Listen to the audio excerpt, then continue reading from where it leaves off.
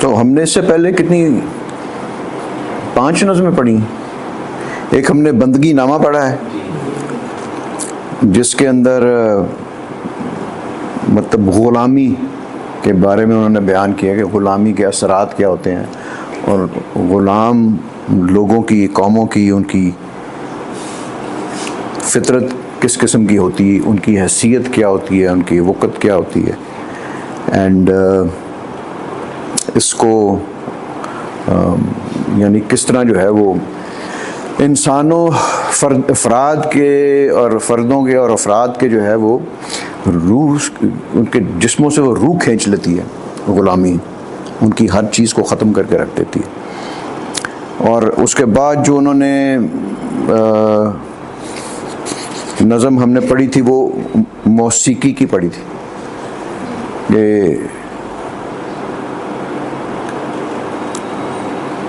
कि ग़ुलामों की मौसीकी कैसी होती है, क्योंकि ये फ़ाइन आर्ट्स है ना सारे, म्यूज़िक, आर्ट, लिटरेचर और आर्किटेक्चर, स्कल्पचर वगैरह सारा कुछ। सो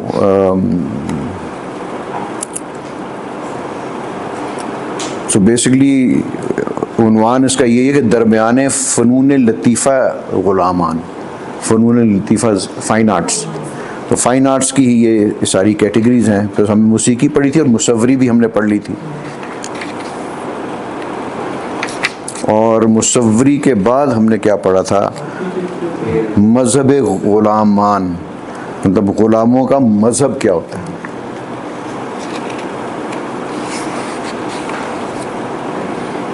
ज़ाहिर है कि वो एक आज़ाद फ़र्द या अफराद या कौम से जो है वो बहुत ज़्यादा वो फ़र्क होगा, और जो दबे हुए लोग होते हैं उनका इर्तिका नहीं हो सकता, उनकी इवोल्यूशन नहीं हो सकती। एंड उनकी जो भी अगर उनके अंदर कोई सलाहियत मौजूद है तो उनके अंदर ही वो मर जाती है, वो ख़त्म हो जाती है। ये जो नेचुरल टैलेंट जिसको कि आप वो कहते हैं ना, उस टैलेंट को अगर डेवलप ना करें उसे, और उसको ऊपर मेहनत करनी पड़ती है आपको, otherwise it dies within you. ये जो एक ये लेटेस्ट जो थ्योरी है ये एजुकेशन के अंदर, उसको जो वो प्रमोट करते हैं, जिसको वो कहते हैं theory of growth mindset, growth mindset. उसमें वो बेसिकली उसका वो ये है कि उसको और कोई उसको नाम उनको आता नहीं है, तो उनको अभी यही कहते हैं ग्रोथ माइंडसेट की थ्योरी जो है इसकी। ये वो कहते हैं कि इट डजंट मैटर अगर आपका आईक्यू लेवल जो है वो बहुत ज़्यादा है, it doesn't make any difference. आपके अंदर अगर टैलेंट है, वो भी बेधार टैलेंट है, तो उसका भी कोई गारंटी नहीं है कि वो टैलेंट आप में से उभर कर बाहर आएगा। And what else you know other जो भी आप उसको कहने लेटेंट आपकी जो है वो पॉसिबिलिटीज़ को क्या कहते हैं, लेटेंट हैं, हाँ, पॉसिबिलिटीज़ आपकी, हाँ एबिलिटीज़ कह लें आप। अब पहले तो एक ज़माने में था कि भी आईक्यू बच्चे का देखते थे और वो कहते थे कि भी इसका आईक्यू 160 है, या पता नहीं ही इज़ अ जीनियस और शी इज़ अ जीनियस है, व्हाटएवर।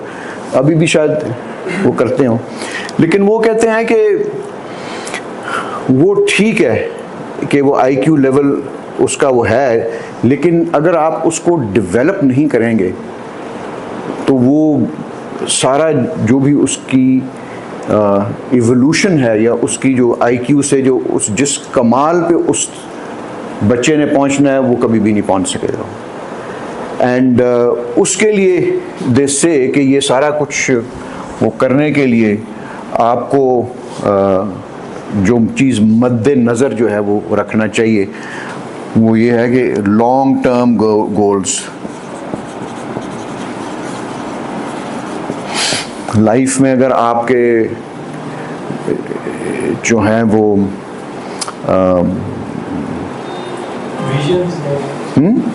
विजन नहीं है आपका, नहीं इसमें, हाँ ऑब्जेक्टिव लॉन्ग टर्म, या अपना जो है ना, यानी कि देश से कि जो मिसाल वो देते हैं कि one should not be a sprinter but a marathon runner.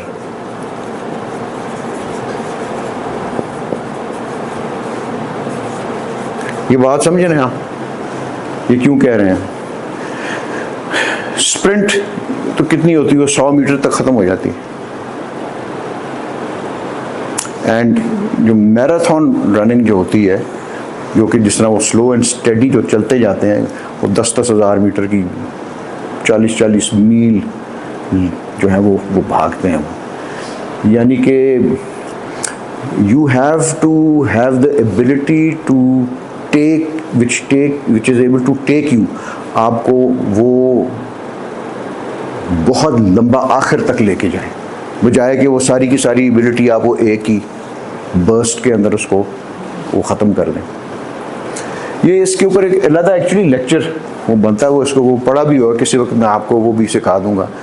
लेकिन वो ये कहते हैं कि ये जो IQ और ये टैलेंट है आपके अंदर, ठीक है, यू नो आपके अंदर टैलेंट है, आप you know you are an artist, poet और यू नो पेंटर, आपके अंदर वो चीज़ है, सिंगर हैं, लेकिन वो डेवलप नहीं हो सकता अगर आप उसके ऊपर मेहनत नहीं करेंगे।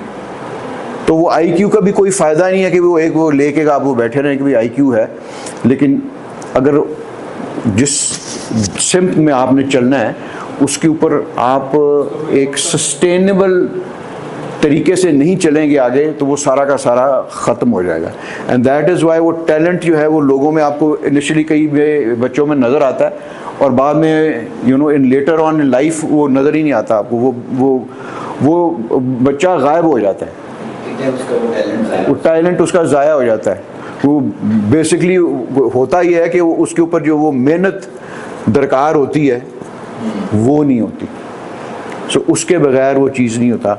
एंड लाइक वाइज कि आपके अंदर जो हर शख्स के अंदर जो एक वो लेटेंट पॉसिबिलिटीज़ आपके अंदर मौजूद हैं, वो कभी बरूए कार नहीं आ सकती जब तक आप उनको ऊपर कोशिश नहीं करेंगे उनको डेवलप करने की।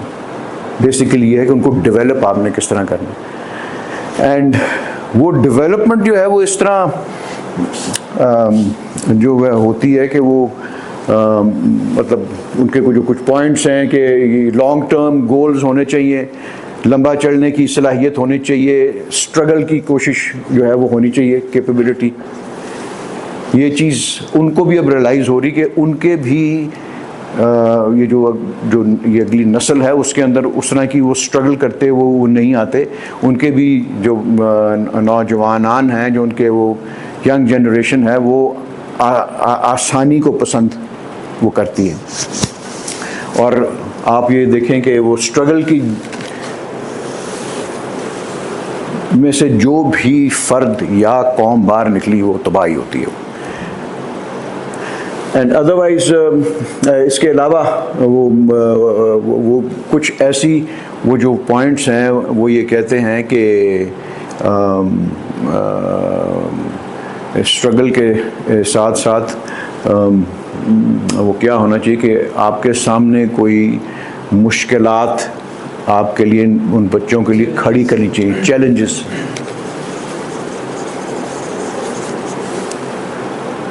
एंड जो और वो चीज़ जो इसमें वो सिखाते हैं कि ये सारा कुछ करने के लिए उसमें विल चाहिए, डिटर्मिनेशन। एंड इस वजह से ये मतलब कि इसके अलावा जो चीज़ चाहिए उसके अंदर आपको वो मोरालिटी भी चाहिए और एथिक्स।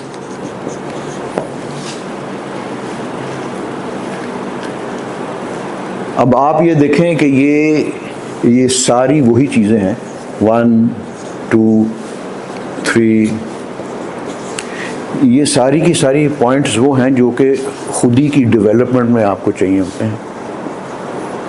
जिसने भी खुदी को पढ़ा है आपने इनिशियली, उसमें आप ये देखेंगे ऑल दीज पॉइंट्स जो हैं वो अल्लामा पॉइंट आउट करते हैं कि दैट इज़ वाई वो से कि जो सुकून या एक वो स्टैगनेंट, ये क्या है, स्ट्रगल नहीं होगे तो आप स्टैगनेंट होंगे। तो स्टैगनेशन जो है वो इंसान की खुदी को ख़त्म करती है। That is Y Iqbal says कि ये स्ट्रगल जो है ये हर हाल में आपको जो है वो होना चाहिए। यू नो कि वो कौन सा उनका शेर है कि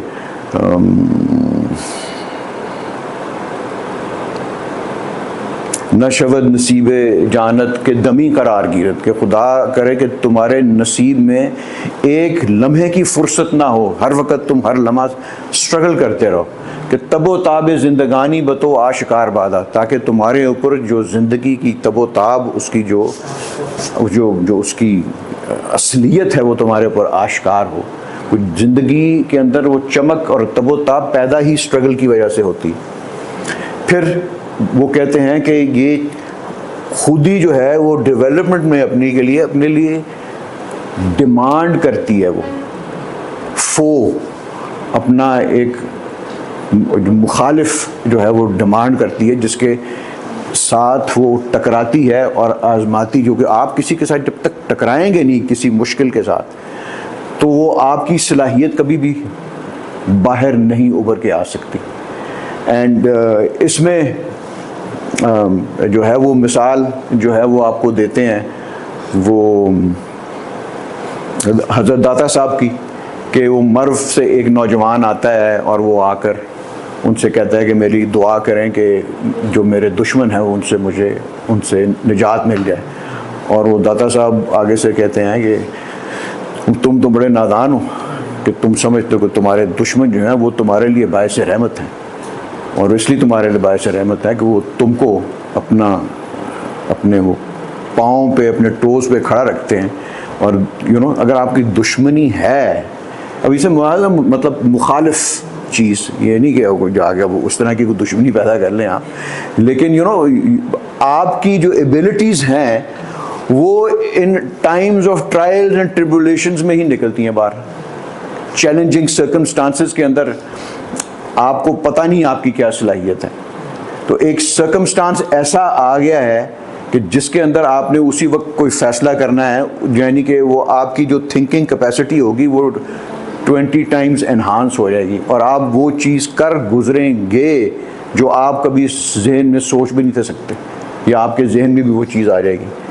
एंड फिर दी अदर थिंग इज़ कि ये विल पावर और डिटर्मिनेशन के बगैर ये चीज़ें हो ही नहीं सकती। सो दैट इज़ वाई ये अलामा जो है वो खुदा को भी एक क्रिएटिव विल कहते हैं उसे। So will has to be creative, और इसके साथ जो है ये you have to stand on these premises, morality और एथिक्स के अंदर आपको होना चाहिए। तो आप वो देखें कि ये चीज़ जो है ये उसी मरहले में आती है, ये ज़ब्त नफ्स के अंदर, कि आपको इस तरह के चीज़ों से, टेम्पटेशन से आपको टकराना पड़ता है, और वहाँ पर ही आपका जो सेल्फ कंट्रोल है, ये ज़ब्त नफ्स जो है ना, this is like self control, जो कि आपको बुराई से जो आपको चीज़ रोके। ये नहीं होगा तो वो आपकी दिल जो है नेगेटिव, हाँ, नेगेटिव साइड के ऊपर वो चली जाएगी। सो ये चांसेस हमेशा दोनों तरफ होते हैं, negative side as well as the positive side. मकसद ये जो था ये बताने का ये था कि जब आप वो देखते हैं कि आर्ट आपके ऊपर किस तरह असरअंदाज हो सकती है, जो आप पूछ रहे थे ना उस दिन कि आर्ट से क्या फर्क पड़ता है, क्यों समझ आ रही कि नहीं बात, कि how can it influence your life in a way को आपकी वो डायरेक्शन को बदल दे, या आपको जो है वो आपके अंदर से वो सलाहियतों को उभारे। तो इसीलिए अलामा कहते थे ना कि जो आर्ट है वो ऐसी होनी चाहिए, जो आर्ट है it is art is subservient to human will life.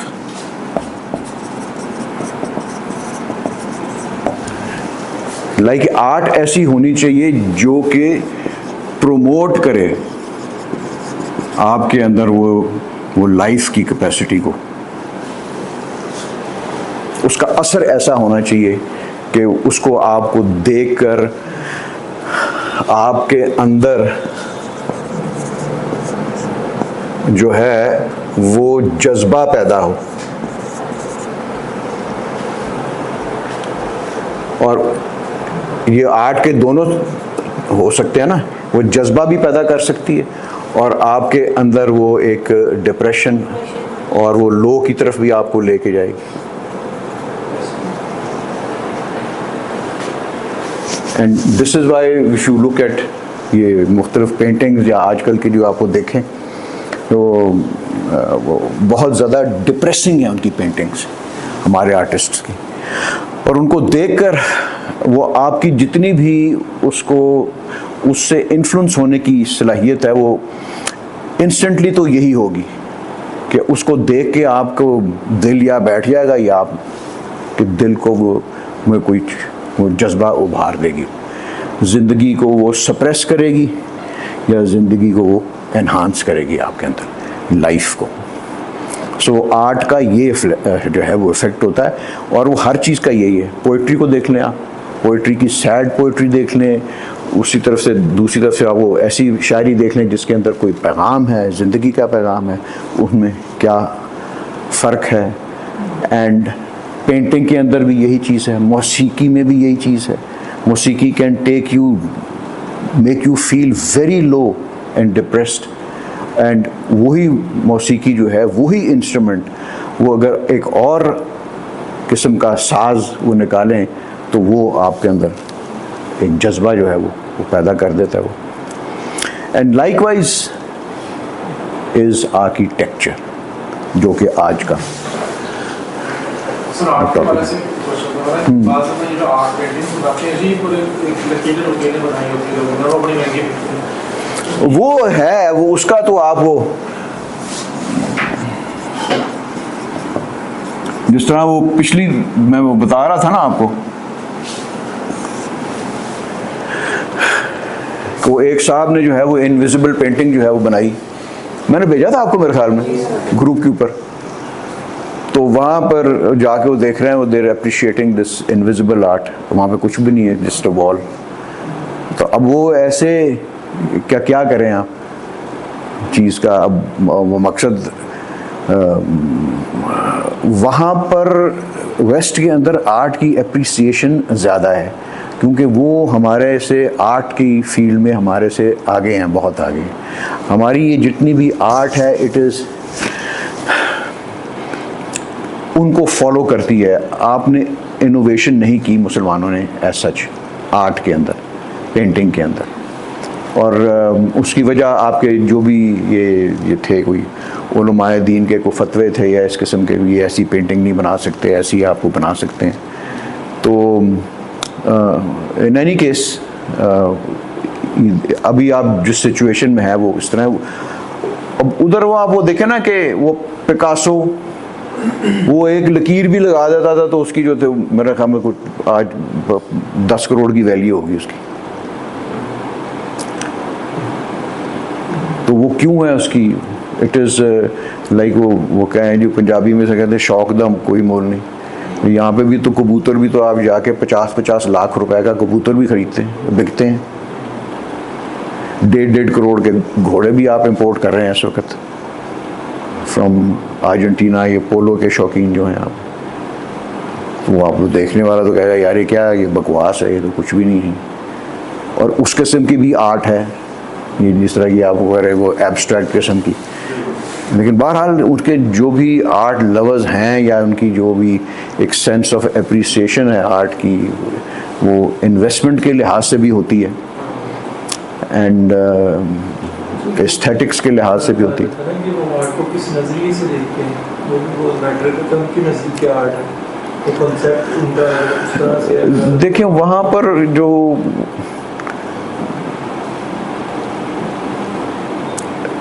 हमारे यहाँ आर्ट की कोई उस तरह की नहीं है वैल्यू है सच, लेकिन वहाँ पर है। हमारे यहाँ ढंग के आर्ट की भी नहीं है, और वहाँ पे वो इटालियन आर्टिस्ट का वो बनाना मतलब वॉल हाँ बहुत उसका भी बनाना अपनी पर डेट छुपाई हुई है, वो एक आर्ट पीस है। वो किसी ने खा भी किया तो बहरहाल मतलब कि ऐसी मैंने भी ऐसे वो देखे हैं उधर इनके बड़े बड़े म्यूजियम्स के अंदर वहाँ पे, तो मतलब बड़े बड़े कमरे हैं, तो वहाँ पे उन्होंने सिर्फ वो ये जो केबल की तार नहीं होती इस स्टील की, वो एक इधर लगा दी, एक इस तरह लगा दी, एक सीधी लगा दी, मतलब चार जो हैं वो इससे 4 गुना बड़े एरिया में वो 4 बस इस तरह की लंबी लंबी लगी हैं। एंड मतलब कि वो उनका वो किसी नामी ग्रामी जो भी आर्टिस्ट है उसने बनाया है, वो आई डोंट नो उसकी क्या इंटरप्रिटेशन जो है वो करते हैं उसके दिमाग में होगी। अब ये मसलन इनविजिबल आर्ट है तो अब वो उसका कोई इम्पैक्ट तो है कोई नहीं। तो बकौल अलामा के वो कह रहे हैं कि इम्पैक्ट क्या होता है उसका, इम्पैक्ट यही होता है या आपको लो पे ले जाती है आपको, या फिर कुछ भी उसका इम्पैक्ट कोई नहीं होता। It's nothing, it's like meaningless. सारा ही उसके साथ नहीं जुड़ा हुआ, नजरिया इंसानियत के साथ, वो आपका कैसा है? अगर वो उस तरह का होगा नहीं, ये अलामा का जो कॉन्सेप्ट है ना सारा वो खुद ही के साथ जुड़ा हुआ है। जी तो खुद ही को आप वो देखें कि वो अगर आप ये देख लें, मतलब ये आर्ट है और ये खुद ही है इंसान की, तो ऐसी आर्ट जो आपकी खुद ही की तामीर करेगी अलामा उसके कायल हैं, और ऐसी आर्ट जो आपकी खुदी को इरोड करेगी अलामा उस आर्ट को अच्छा नहीं समझते और उसको डेट्रीमेंटल समझते हैं ह्यूमन पर्सनैलिटी के लिए। एंड ऑब्वियसली जहाँ पे एक ह्यूमन पर्सनैलिटी आई तो फिर कौम की भी आप आ जाती। अब हमारे तो यहाँ पर वो आर्ट को हम उस तरह से समझने की हमारे पास उस तादाद में लोग नहीं हैं, लेकिन वेस्ट में ज़्यादा हैं वहाँ पर, बिकॉज उनका it is a much more ancient, उनका जो है वो हमारे से जो है वो पहले के इस फील्ड में घुसे हुए हैं। अब ये भी आप सारी पेंटिंग्स भी आप ये देखें, ये स्टाइल तो जो है या पेंट्स जो हैं ये सारा कुछ वेस्टर्न ही है, ये इन द सेंस के मतलब इस किस्म की सारी वो पेंटिंग्स ऑलरेडी बना बैठे हुए हैं इस फॉर्मेट के अंदर। वो ठीक है हमारी पेंटिंग्स जो है हमारा कल्चर वो डिपिक्ट करती हैं, बट दिस इज़ समथिंग जो कि उन्होंने ऑलरेडी जो है इसको शुरू किया हुआ है। तो आर्किटेक्चर को भी आप इसी से वो देखें कि आर्किटेक्चर का भी इफ़ेक्ट होता है। आप जब किसी स्ट्रक्चर को देखते हैं, किसी बिल्डिंग को आप वो देखते हैं आपके, तो उसका कोई ना कोई आपके ऊपर असर होता है। एंड जिस तरह अब हमारे तो यहाँ पर जो इस किस्म का आर्किटेक्चर है वो तो पुराना ही रह गया हुआ है, जो हिस्टोरिकल है। अदरवाइज़ न्यू आर्किटेक्चर के अंदर ये आप तो ये प्लाजे हैं और बड़ी बड़ी बिल्डिंग्स हैं, सो वो ऐसी वो चीज़ें हैं कि उससे आप देख के यू कैन बी ऑड और हैरान हो सकते हैं कि ऐसी इतनी बड़ी बन गई, बट उसका कोई आपके ऊपर कोई ज़ात के ऊपर कोई इम्पैक्ट नहीं होगा। और वो इम्पैक्ट जो है वो ज़्यादातर तो मेरे ख्याल में अब जो पुरानी बिल्डिंग्स रह गई हैं उनमें ही ज़्यादा है। नई भी बन रही हैं and they are also like impactful, but not like the way जो आपकी हिस्ट्री के अंदर जो आ चुकी है, not only in like in the subcontinent, but इधर आ जाओ। अस्सलाम वालेकुम।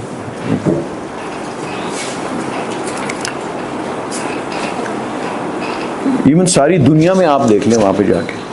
सर ये पुरानी बिल्डिंग है जो आर्किटेक्चर में बाज जो लोग जिसको आर्किटेक्चरल वंडर्स कहते हैं आप।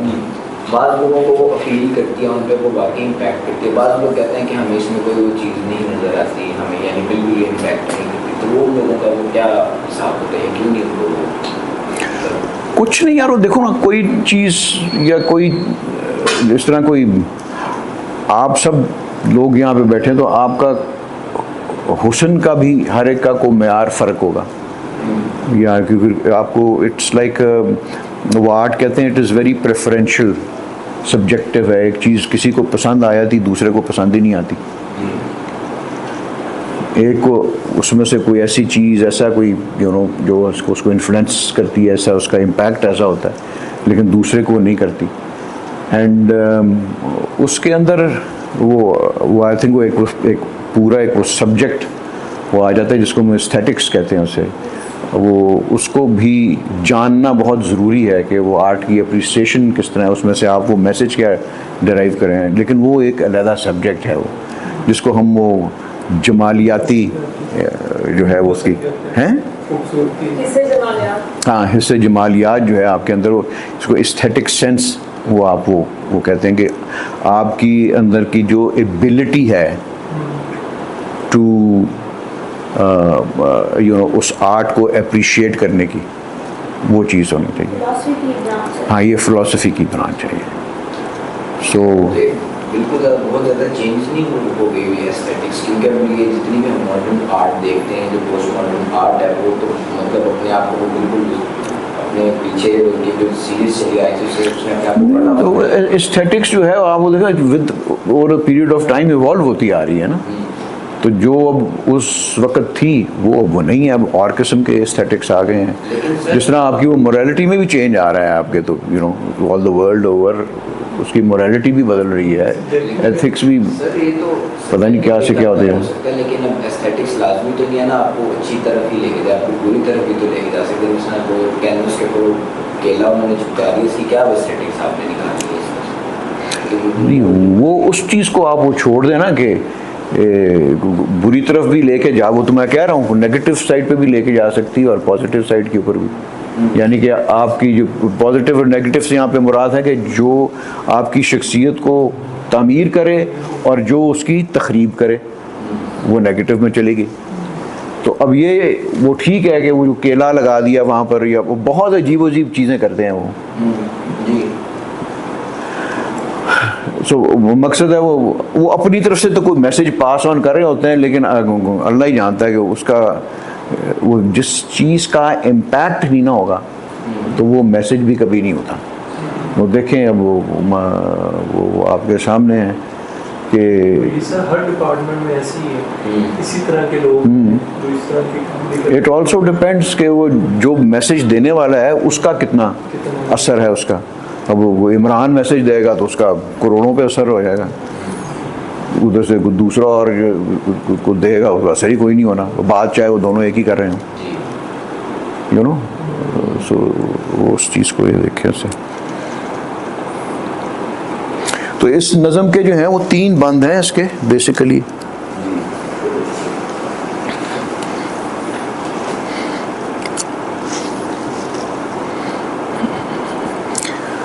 तो इसका अनवान है कि आज़ाद मर्दों यानी इंसानों की फ़न तामीर के बारे में ये नज़म है। अब ये इसी चीज़ के ऊपर अल्लामा ने ये नज़म लिखी है जो कि फ़ाइन आर्ट्स में उनको शायद किसी और चीज़ में नज़र नहीं आया।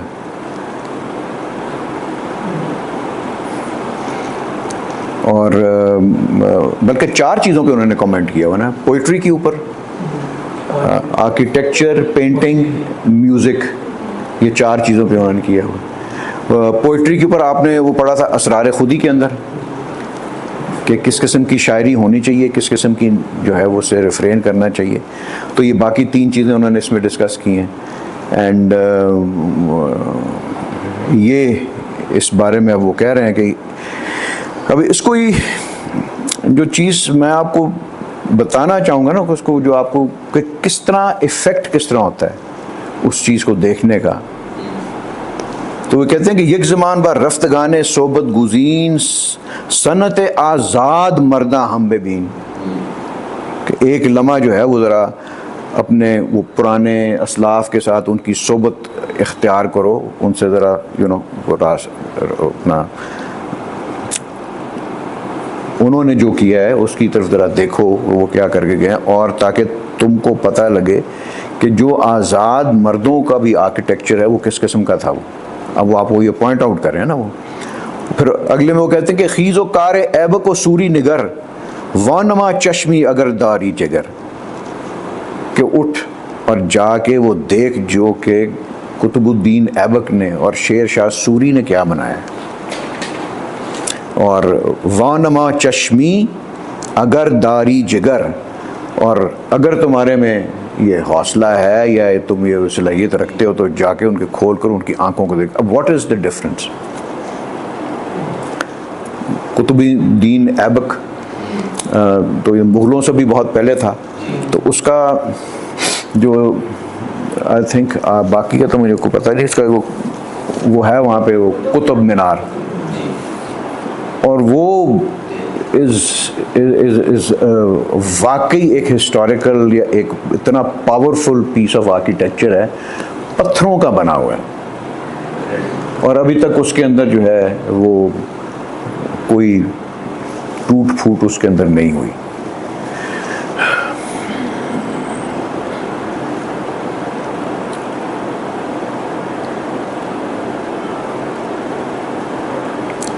सो ये कुतुब मीनार को अगर आप वो देखें, बताइए आपको फ़ोन पे कंप्यूटर पे निकाल के, तो उसका वो इम्पैक्ट तो नहीं आ सकता उस तरीके से, बट उसको अब आप अगर क्लोजली स्टडी करके उसको ज़रा क्लोज अप उसको वो देखें तो यू विल रियलाइज़ कि वो सर्टन चीज़ें रिफ्लेक्ट करता है।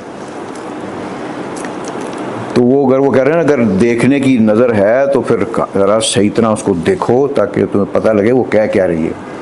ये मतलब कि architecture also speaks to you, art also speaks to you. तो उसमें अगर आप वो देखें तो उसके अंदर आपको ग्लोरी नज़र आएगी। उसके अंदर जो है ना वो जिस तरह वो कहते हैं ना कि शायर जो है वो शायर का बातिन को उभार कर बाहर लेके आता है, उस तरीके से इन लोगों का जो आर्किटेक्चर है वो उनकी शख्सियात की खबर देता है आपको। एक तरफ तो वो बना हुआ है, दूसरी तरफ एक उसी दौर की बनी हुई चीज़ ऐसी है जिसका कोई वो असर ही नहीं है, वो बेमानी है, हसीन होगी मे बी, लेकिन दैट्स अबाउट इट। वो आपके ऊपर कोई शख्सियत पे असरअंदाज नहीं होगी, आपको ऐसा वो इम्पैक्टफुल नहीं होगी। तो ये जो ऐबक और सूरी का है कि इनका आप वो देखें कि वो ग्रैंड्योर है इनके अंदर, मैजेस्टी है इनके आर्किटेक्चर के अंदर। ये आपके वहाँ पर ये सॉल्ट प्लेन में वो पता ही आप लोगों ने किसने वो किला देखा है कि नहीं, रोहतास फोर्ट जो है वो बहुत खूबसूरत किला है। वो अंदर से तो उसका उन्होंने बड़ा बुरा हाल किया, लेकिन उसकी वॉल्स को अगर आप वो देखें तो वो वाला आर्किटेक्चर मुग़लों के आर्किटेक्चर से मुख्तलिफ है। मुग़लों का आर्किटेक्चर तो ब्रिक वर्क का ज़्यादा, वो तो इतने बड़े पत्थर वहाँ पे लगे हुए हैं, और वो आपको उसके एक वो जो पावर और वो जो ग्रैंड्योर जो उस बिल्डिंग में नज़र आता है आपको, वो शायद वो दूसरी में नहीं आएगा आपको। मुग़ल आर्किटेक्चर से वो ज़्यादा पावरफुल है उसका, शेर शाह सूरी का जो आर्किटेक्चर है। खीशरा अस खुद बरून आवर्दा अन इंचुनीन खुदरा तमाशा करदान, कि ये जो बादशाह थे इन्होंने इन अजीम इमारतों को जो इन्होंने बनाया उनको उजागर किया, तो उन्होंने एक तरह से अपना नज़ारा किया है। वो किस तरह, यानी कि इस किस्म के आर्किटेक्चर से उनकी सलाहियतों का इजहार होता है, उनकी सोच का इजहार होता है। ये इतना मुश्किल काम नहीं है, इसको आप फील ज़्यादा करेंगे तो आप ज़्यादा जल्दी समझ आएंगे इसको। कोई कन्फ्यूजन है किसी को तो अगर समझ नहीं आती ना तो उसको कुछ सवाल करें, पूछें उससे, कोई कन्फ्यूजन को जो है अपनी दूर करने की इधर ही उसको वो कोशिश करें। बताएं क्या चीज़ आपको समझ नहीं आई, आपको लग रहा है नहीं कुछ समझ में नहीं आ रहा है। You should never shark away from asking a question, ये बात मेरी याद रखेगा ज़िंदगी के अंदर। And you should also not be like ये कितना तो छोटा सा सवाल मैं कर दूंगा तो मेरी को बेइज्जती हो जाएगी, वो भी नहीं सोचना चाहिए। क्योंकि वो जो छोटी सी कन्फ्यूजन आपके दिमाग में होगी वो आपको पूरी बात कभी समझने नहीं देगी, वो उसको वो हिला देगी, उसको शेक कर देगी उससे। सो ये आगे अलामा ये बयान करते हैं कि संघा ब संघा पई वस्ता अन रोजगारी राब आनी बस्तान के, उन्होंने पत्थरों से पत्थर जो है वो मिला के ये इमारतें बना दी। और क्या किया कि रोजगारी यानी कि उन्होंने दिनों को लंबे लंबे जो है वो टाइम स्पैन्स आप वो मुराद ले रहे हैं, उनको एक आन में बस्ता कर दिया, बांध दिया उनको। यानी कि टाइम को उन्होंने जिस तरह इटर्निटी को उन्होंने उस आर्किटेक्चर के अंदर बांध दिया।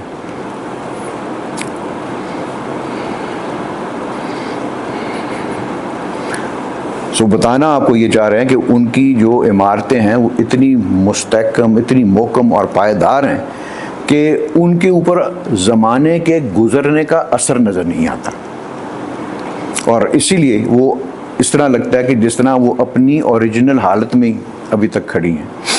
And even Taj Mahal is like that.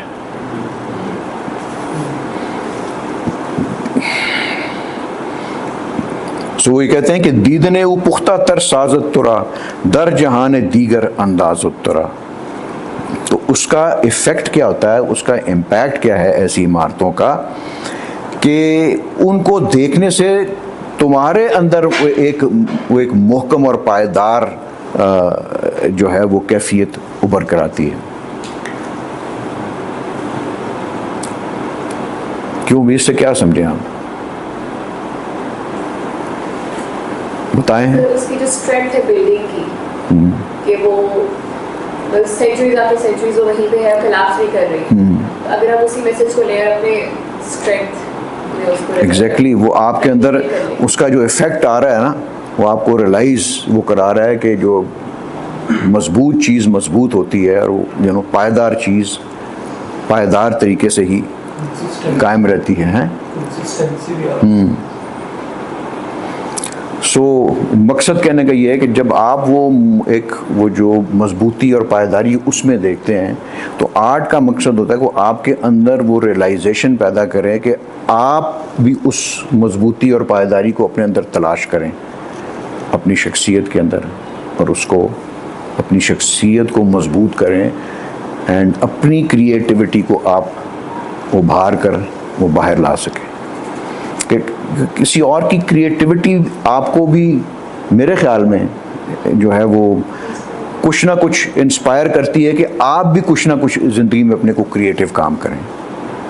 Naturally हर एक की क्रिएटिव पावर है वो डिफरेंट है, but that is what the impact of architecture की जब यहाँ पे बात हो रही है, या आर्ट का, या आर्किटेक्चर का ऐसा इम्पैक्ट इसका होता है। इसके लिए वैसे तो अगर आप मतलब स्पेसिफिक कोई नज़म आपने पढ़नी हो तो इसके सबसे बेहतरीन नज़म जो है वो मस्जिद कुर्तुबा है, और उसके अंदर आपको वो पता लगता है कि ये वो आर्किटेक्चर किधर आपको वो लेके जा रहे हो।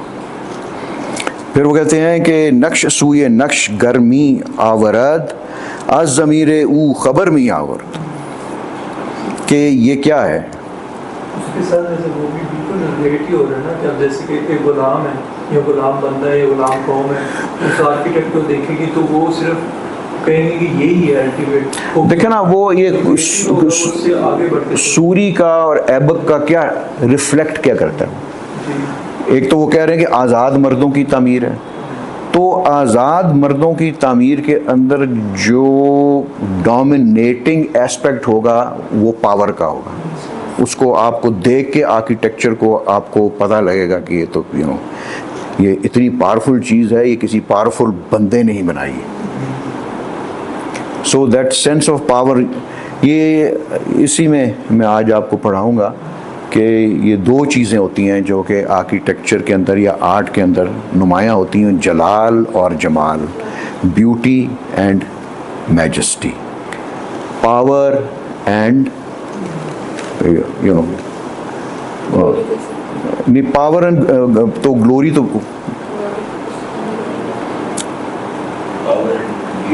पावर एंड ब्यूटी ही है बेसिकली। तो वो कह रहे हैं कि ये इससे होता ही है कि जो नक्श देखने वाला जो है वो आपको, जो देखने वाला बंदा है वो आपको उस नक्श घर की तरफ ले जाएगा, बनाने वाले की तरफ ले जाएगा। लामहाल अगर वो आप में वो जज्बा पैदा होता है तो आप में भी ये किसने बनाया, क्यों बनाया, इसकी जो अगर आप फिर रिसर्च में जाएंगे तो you can find out and discover कि उसकी वो एस्थेटिक्स क्या हैं, उसकी बुनियाद क्या थी वहाँ पे वो ये कुतुब मीनार बनाने का, थिंकिंग क्या थी उसकी। और लामहाल जब आप किसी को भी स्टडी करेंगे तो उसकी पर्सनैलिटी को आप ऑब्वियसली स्टडी करते हैं। दैट इज़ वाई दे से कि किसी भी आर्टिस्ट, शायर, राइटर, जो भी कोई बंदा प्रोमिनेंट भी हो, उसकी लिविंग या जिस लाइफ उसने जो गुजारी है, जिस कंडीशन में गुजारी, वो जानना ज़रूरी होती है, क्योंकि वो उनका डायरेक्ट इन्फ्लुएंस होता है उस बंदे की ज़िंदगी की फॉर्मेशन के ऊपर उसके। तो वो कहते हैं जी कि वो उसके ज़मीर की जो है वो आपको ख़बर देता है, उसके बंदे के उसकी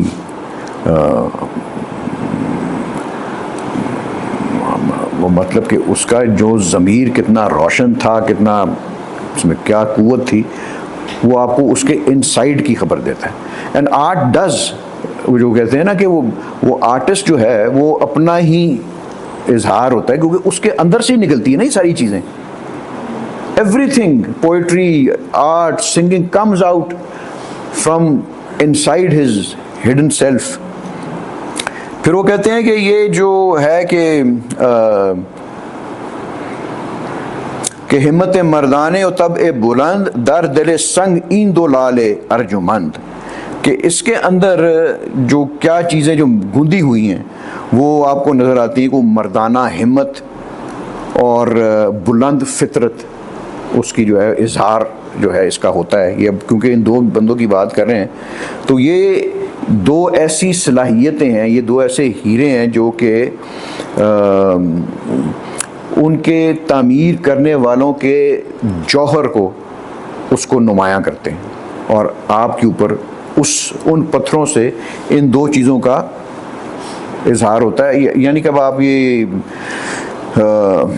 वो चीज़ें या ये आर्किटेक्चर, ये तामीरात ऐसी हैं कि इनको देखकर आपको ऊपर लगता है यार कि कोई बुलंद हिम्मत लोगों ने बनाया है इसको, और उनके जो सोच भी होगी वो भी बहुत बुलंद होगी। तो this is what he is pointing out.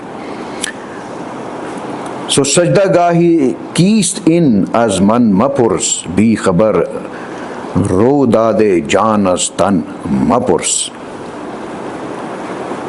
तो ये अब आगे अल्लामा कहते हैं कि ये जो रूह है, इंसान की रूह है ना, ये किसकी सजदागाह है? फरिश्तों की सजदागाह है। ये मेरे से ना पूछ के किसकी सजदागाह, फरिश्तों से इंसान को खुदा ने सजदा करवा दिया था ना उसे। तो यानी कि इंसानी रूह को फरिश्तों ने जो था वो सजदा किया था, और इसी रूह की बिना पर ये जो हमारे अंदर है, इंसान जो है वो क्या कहते हैं, मसजूद मलाइक जो है वो कहलवाया।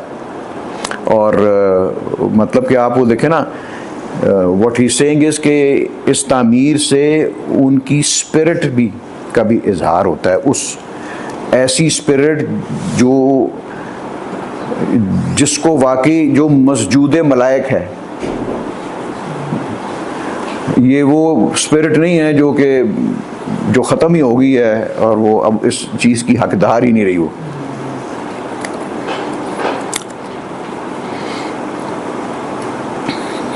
जब आगे वो बात क्या लेते आते हैं ये अब तो उन्होंने उनकी सलाहियतें बताई। वो फिर कहते हैं कि वाई मन अज खीशतन अंदर हिजाब अज फुरात ज़िंदगी ना खुर्द आप, कि मुझे अफसोस है ऐसे उन लोगों के ऊपर जो कि ख़ुद अपने आप से ही पर्दे में हैं, अपनी वो सलाहियतों को वो जानने के वो तगोदौ ही नहीं करते, और के अपने ऊपर ही, अपनी रूह के ऊपर पहले बात की ना, तो अपनी रूह पर ही पर्दा उन्होंने डाला है। देखिए सलाहियत जो है वो आपकी रूह में से ही निकलती है सारी,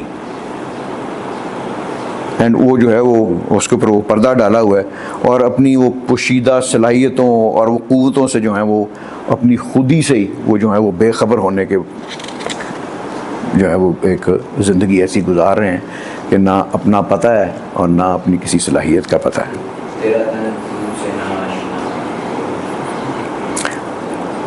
सो इस वजह से वो कहते हैं कि वाए मन, कि बड़ा अफसोस है कि जो हैं ये ऐसे लोग जो हैं ये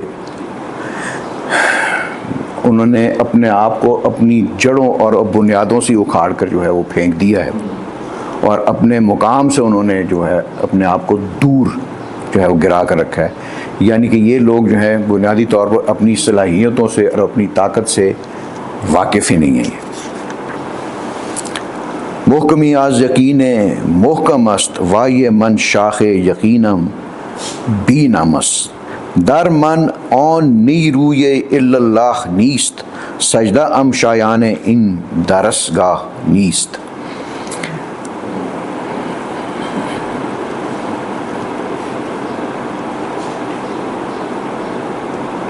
तो अब बहरहाल अपने वो पराए में जो है वो ये वो कह रहे हैं, अपने कौम का हाल ही बयान कर रहे हैं वो, कि हम जो हैं वो हमारी जो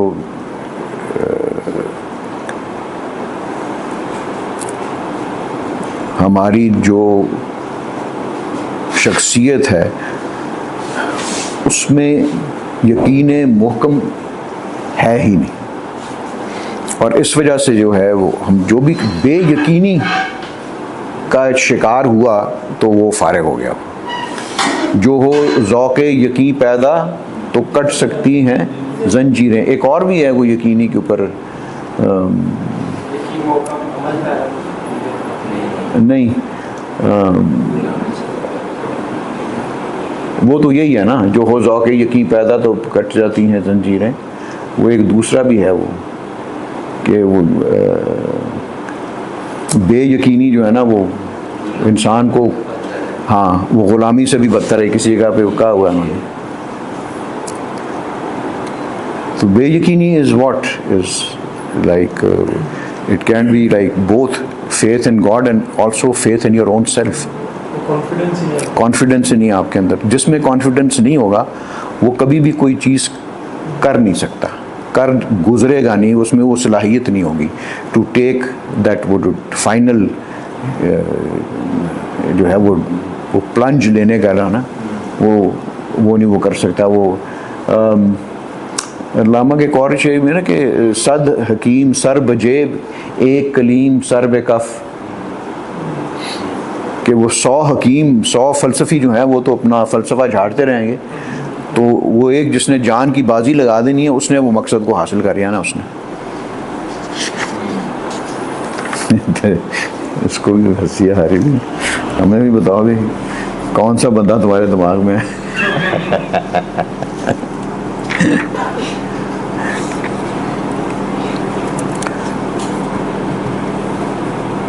सो अगले शेर में वो यही बात कर रहे हैं ना कि मुझे जो है वो इल्लल्लाह की वो कुव्वत और ताकत ही नहीं है हमारे अंदर, यानी कि वो तौहीद की वो कुव्वत ही नहीं है, वो ईमान पुख्ता नहीं है, ज़ुबानी है लेकिन दिल में रूह में और अमल में उसका इजहार वो नहीं होता।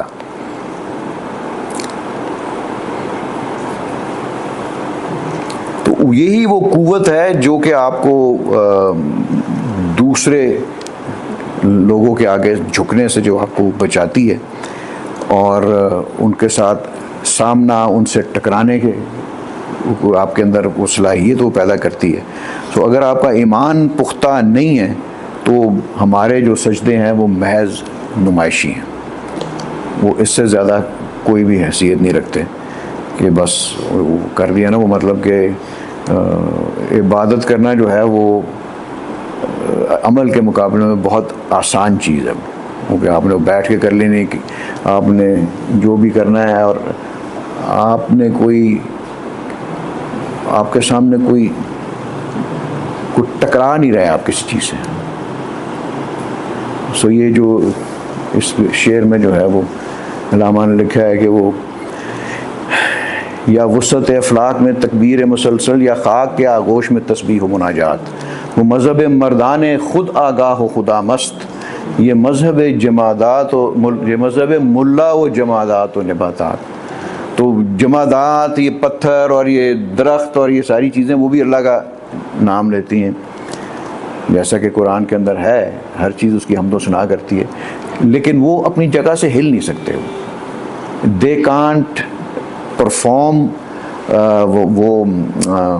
उतने थे, वो जो इंसान के अंदर सलाहियत है वो इनमें मौजूद नहीं है। तो वो आपको ये बता रहे हैं कि ये जो मुल्ला का मज़हब है वो उसकी इबादत जो है वो ऐसी ही है जैसे कि ये पौधे और दरख्त और जो पत्थर जो हैं खुदा की जो जिक्र करते हैं, मुल्ला की इबादत इससे ज़्यादा कुछ नहीं हुई। अर्थ रूटेड रखती है वो, ये अर्थ रूटेड चीज़ें हैं, ये अपनी रूट से बुलंद नहीं हो सकते कभी भी, ये बड़े बड़े काम नहीं इनसे सर अंजाम हो सकते। सो इधर भी उसी चीज़ की वो बात करें। अब ये दूसरे बंद में जो है वो यहाँ पे कहते हैं कि एक नज़र ऑन गौहर नाबी निगर, ताज रा दर ज़ीर महताबी निगर, मरमरश ज़े आब रवान गर्दन तर, यकदम औंजा अज अबद पायंद तर, इश्क मर्दान सर खुदरा गुफ्ता अस्त, संगरा बानू के मिजगान सुफ्ता अस्त, इश्क मर्दान पाको रंगीन चू बहेश्त, मी को शायद नगमहारा आज संगो खिश्त, इश्क के मर्दान नकद खूबान रा अयार, हुस्न रा हम पर्देदार, हिम्मत उन सूय गर्दून गुज़श्त, अज जहान चंदो चून बीरून गुज़श्त, जान के दर गुफ्तन नियायद आंचे दीद, अज ज़मीर खुद निकाबी बरकशी। अब यहाँ पे वो ताज महल की वो बात करते हैं कि तुम ज़रा एक नज़र ताज महल को की तरफ देखो, यानी कि उस तरह है कि जिस तरह एक वो ताज है जो को चांदनी के नीचे, जिस तरह आप उसको, because it's silvery in its appearance. So इधर वो बेसिकली यही बता रहे हैं कि उसका संगे मरमर जो है शफाफ, पानी से भी ज़्यादा शफाफ है, यानी उसकी तामीर के ऊपर, उसके ब्यूटी के ऊपर वो कमेंट कर रहे हैं, और उसके ऊपर जो है वो वक्त गुजरने का कोई उसके ऊपर असर नहीं है, उसकी पायदारी के ऊपर वगैरह। और ये आगे वो आपको ये बताएंगे कि ये क्यों ये चीज़ें जो हैं ये अमल में आती हैं। तो अगले शेर में वो यही वो आपको बता रहे हैं कि इश्क मर्दान, ये चीज़ें तभी जो है वो वजूद में ये वजूद पजीर होती हैं जब मर्दों के इश्क ने अपना राज, यानी कि वो उसको इजहार वो करते हैं, यानी कि उसके जो ड्राइविंग फोर्स है पीछे उनके, वो इश्क है वो। और यही उसी की सिफ़ात और उसकी यानी कि वो हुस्न बयान कर रहे हैं ताज महल का, कि इश्क की कुव्वत से ही ये लोग जो थे वो बाखबर थे, और इसी नतीजे में उन्होंने ये ताज महल जैसे और मस्जिद कुव्वतुल इस्लाम वगैरह ये सारी चीज़ें, यानी इससे बड़े बड़े शाकार जो हैं उन्होंने पैदा किए। वैसे आप ये देखें कि मतलब कि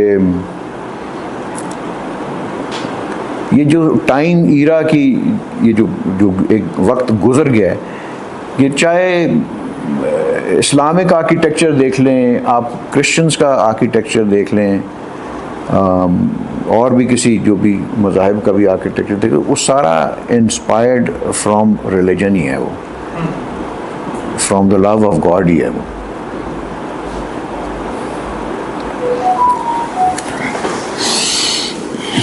सो ये इधर वो कहते हैं कि जो अब इश्क के बारे में वो कमेंट कर कहते हैं मर्दों का इश्क जो है, ऐसे मर्दान खुदा का इश्क, वो बहिश्त की तरह पाक और रंगीन होता है, और इस किस्म की अजीम इमारतें दरअसल बनाने वालों का जज्बे इश्क से सरशार होती हैं।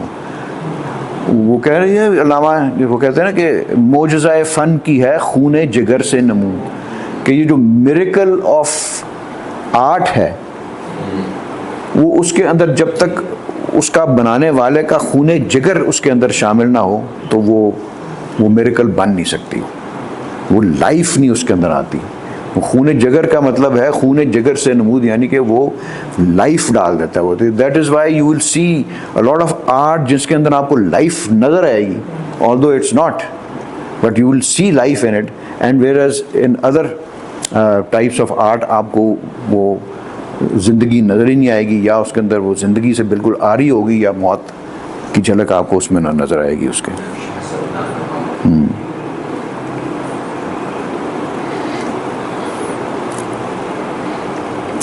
तो अब ये आगे वो कहते हैं कि ऐसे आज़ाद मर्दों का जो इश्क है वो हुस्न की असल कसौटी है। ये अल्लामा का ये बहरहाल इस शेर में जो कह रहे हैं कि ये इश्क जो है ये हुस्न का पर्दा भी रखता है और पर्दा दार भी है, यानी कि उसके अंदर दोनों कैपेसिटीज़ हैं, यानी कि वो ज़ाहिर भी करता है और बातिन भी है उसके अंदर, पहलू छुपा हुआ, हिडन और मैनिफेस्ट। ये भी अल्लाह ताला की सिफात हैं, अज़-ज़ाहिर वल बातिन। बहरहाल इधर तो और सेंस में यहाँ पे इस्तेमाल हुई हुई हैं। अब ये किस तरह है कि एक चीज़ ज़ाहिर भी है और वो बातिन भी है उसके अंदर। ये अल्लामा का एक जो है ये मिसरा है कि जिसे ज़ेबा कहें आज़ाद बनते हैं वही ज़ेबा, मतलब जिसको एक आज़ाद बंदा या एक मर्द आज़ाद कहे कि ये चीज़ खूबसूरत है तो असल में वही चीज़ के अंदर हुस्न है। कोई ग़ुलाम अगर किसी चीज़ को कहे कि ये हसीन है, वो उसका कोई चीज़ उसकी कोई वक़्त नहीं है उसकी। क्या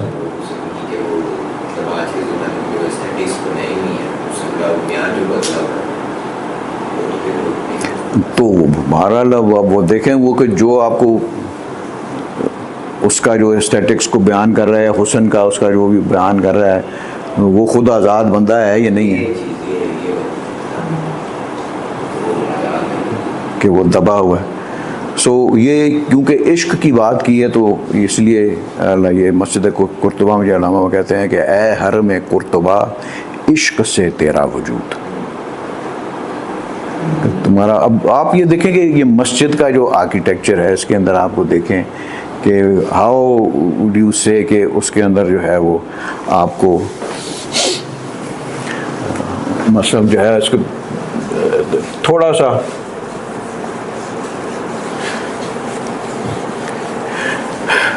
छोटी छोटी चीज़ें हैं, इसलिए कि मस्जिद के मेहराब के भी there is you know background plate, और ये जो आपके जो है इसका मस्जिद का ये गुंबद जो है उसका भी जो उसका वो मस्जिद का जो मीनार है वो भी कोई चीज़ स्पेसिफाई करता है। उसके अंदर जितना भी जो उसकी इल्यूमिनेशन हुई हुई है अंदर,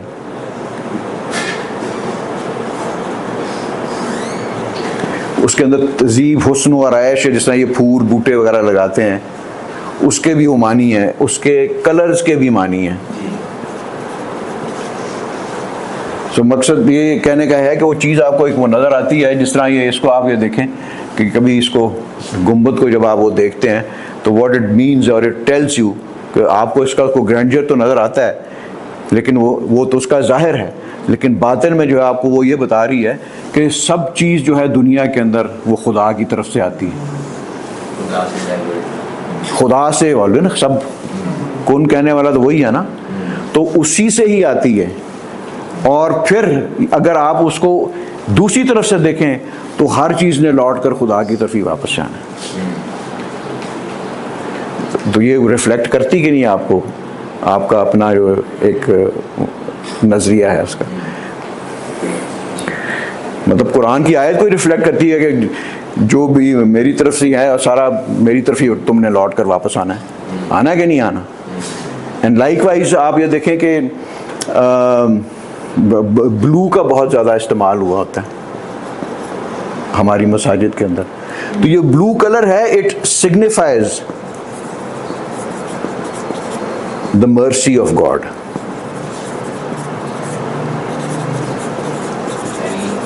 यानी कि नीला रंग जो है, ये जो स्काई ब्लू आप वो कहते हैं, sky blue colour, sky blue है ना ये सारा। तो इसलिए आप वो देखें कि अमूमन जो आपके सारे पुराने मस्जिदों के गुंबद बने हैं वो सारे उस ये ब्लू के में होंगे, क्योंकि स्काई को अगर आप वो देखें, साइंटिफिकली तो वो नहीं है, लेकिन स्काई जब क्लियर डे होता है तो वो नीला सारी दुनिया को उसने वो घेरा होता है कायनात के ऊपर, वो तो वो सिंबलाइज करता है उस चीज़ को। एंड लाइकवाइज ये आप ये इल्यूमिनेशन वर्क के अंदर आप वो देखते हैं, ये जिस तरह ये है, ये तो खैर पेंटिंग है ना, ये वो पुराने कुरान आपने वो देखे होंगे कि उन्होंने इस तरह के वो मैन्युस्क्रिप्ट्स के अंदर वो गोल दायरे जो हैं वो गोल्ड के बनाए होते हैं। गोल्ड के इसलिए बनाते हैं, gold is the only metal जो ऑक्सीडाइज नहीं करता, कभी भी नहीं करता।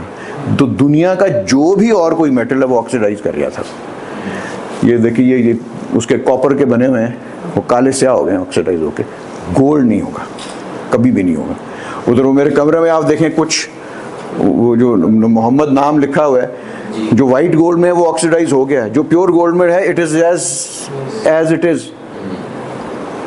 सो the other thing is this कि ये जो आपको कुरानों के अंदर, पुरानों को अगर आप ये गूगल करके देखेंगे तो उसके अंदर ये पेज आएगा कि जहाँ पे सिर्फ एक इस तरह का दायरा है और उसके गिर्द बहुत सारे जो हैं वो, तो ये व्हाट इट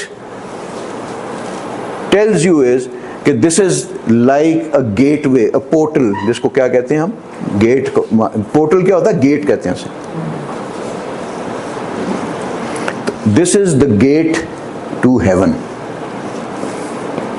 ये चीज सिग्निफाई करती है। ये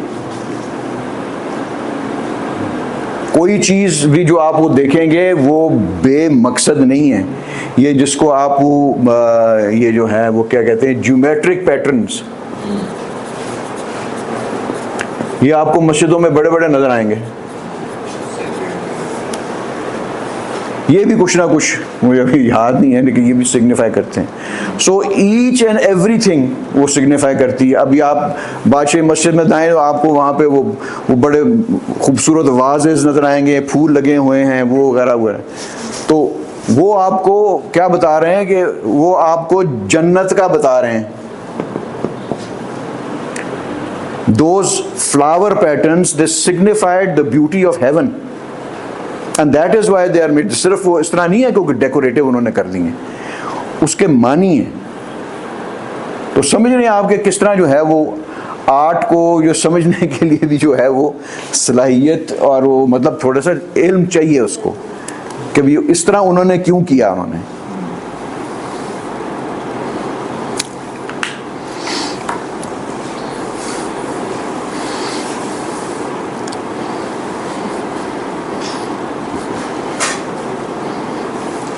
सो इश्क जो है वो यही कह रहे हैं कि जहाँ ये हुस्न का मुहाफिज भी है वहाँ उसकी सलाहियतों को भी नुमायाँ करता है। मेरे ख्याल में 10 मिनट में हमें ख़त्म करना चाहिए।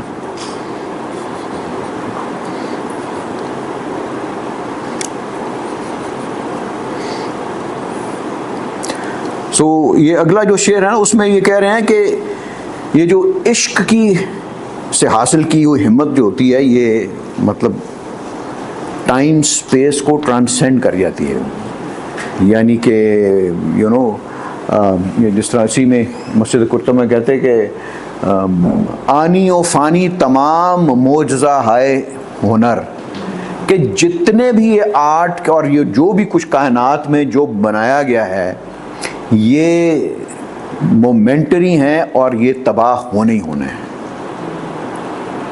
अव्वलो आखिर फना, जो शुरू में भी बना है जो आखिर में भी बना है उसने फना होना ही होना है। ज़ाहिर व बातिन फना, अव्वल आखिर फना, ज़ाहिर व बातिन फना, नक्शे कोहन हो के नौ मंजिल आखिर फना। चाहे वो जो आर्ट या वो जो भी आपने वो तामीर किया है जिस चीज़ को भी, वो आपकी नई बनी है या पुरानी बनी, होना उसी ने तबाह है। लेकिन अगले शेर में कहते है मगर उस नक्श को रंगे सबाते दवाम, लेकिन उस आर्ट को, उस मस्जिद के कुर्तुबा के कॉन्टेक्स्ट में वो कह रहे हैं कि उसके अंदर वो रंग है सबाते दवाम का, यानी कि उसके अंदर वो कैपेसिटी है to last till the end of time, ever, time के फ्रेम से बाहर है, यानी कि वो इट इज़ इटर्नल। वो कंस्ट्रक्शन जो है वो इटर्नल है। वो इसलिए क्योंकि किया है किसी, क्यों किया हो, जिसको किया हो किसी मर्दे खुदा ने तमाम, कि वो इसलिए उसके अंदर ये कैपेसिटी है कि एक वो मर्दे खुदा की वजह जो है वो जो है वो तामीर की वजह से वहाँ पे वो खड़ा है। और क्यों कि मर्दे खुदा का अमल इश्क से साहिब फरो, कि उसका जो अमल है, उसकी जो क्रिएशन है, उसके अंदर इश्क जो है वो गूंधा हुआ है उसके अंदर, उसी की वजह से उसका अमल जो है वो अपने कमाल को जो है वो पहुंचता है। क्या उसका दूसरा मिसरा? हाँ, क्योंकि इश्क है असले हयात, मौत है उस पर हराम। जो चीज़ भी इश्क, खुदा के इश्क की वजह से तामीर की गई होगी, उसको मौत नहीं आ सकती। और वो क्यों? क्योंकि जो मर्द खुदा का है ही वो कि उसने खुदा की वो सारी जो सलाहियतें हैं, मतलब के एट्रीब्यूट्स जो हैं, उसने तखल्लुक़ु बा इख़लाक़ अला, उसने अपने अंदर वो डिस्कवर करके उनको तामीर किया हुआ है। तो उसके अंदर उसने अपने अंदर जिस शख्स ने डिवाइन को सिफ़ात अपने अंदर डेवलप कर ली हो, तो उसका बेसिकली आपको ये कह रहे हैं कि जिस शख्स ने डिवाइन सिफ़ात अपने अंदर जिसके मौजूद हों, जिससे वो उस मर्द कामिल के लेवल पे पहुंचा हुआ है, तो वो जब वो तामीर करेगा तो वो डिवाइन सिफ़ात क्योंकि उसकी तामीर में मौजूद होंगी, वो तबाह नहीं हो सकता। तो ये इस बंद में इसका निचोड़ जो था वो यही था। तो बहरहाल ये जो है कि उसने ऐसा कारनामा जो है अपना वो उन्होंने अंजाम दिया है कि वो एक लाफानी शाकार जो है ये बन गए हुए हैं। और ये अलामा की नज़र में इस्लाम के अंदर अगर हमने एक्सीलेंस अचीव किया है इन फाइन आर्ट्स, तो वो आर्किटेक्चर ही है। अब ये 6, 7, 8 और शेर हैं, इसमें आप ये देखें कि अज़ मोहब्बत जज्बे हा गर्दत बुलंद, इश्क की बात की है ना, अर्ज मी गीरत अजू ना अर्जुमंद, के मोहब्बत की वजह से जो जज्बे हैं इंसान के वो बुलंद होते हैं, यानी कि वो बुलंद नजरी और वो हाइट्स को टच करना, वो इसी वजह मोहब्बत की वजह से पैदा होता है। अर्ज मी गीरत अजू ना अर्जुमंद, यानी कि जो बेवकत बेकीमती चीज़ जो है वो कोई कीमत जो है या वैल्यू वाली चीज़ वो बनती है, वो उस वजह से बनती है, उस जज्बे की वजह से जो है वो, मतलब कि उसके अंदर कैपेसिटी है कि एक वैल्यूलेस चीज़ को पकड़ के वो क्या बना देता है। तो अगर आप इसको इस तरीके से देखें ना कि वही पत्थर हैं, अगर उसमें मस्जिद में ना लगे होते या वो किसी और जगह पे ना लगे हों, जो कि एक हसीन इमारत जो तमीर की गई है, तो उनकी कोई वैल्यू नहीं थी। वो बेहकीकत, जिस तरह पत्थर, मिट्टी, खाक, सारा कुछ जो भी पड़ी है, तो कोई उसकी वैल्यू नहीं है। लेकिन क्योंकि वो उसने ऐसी तामीर कर दी है कि उसी पत्थर की वो इतनी वैल्यू जो है वो उसने उसकी हैसियत जो है उठा के वो कहाँ से कहाँ ले गया, चेंज कर दी, उसकी माहियत बदल दी उसकी।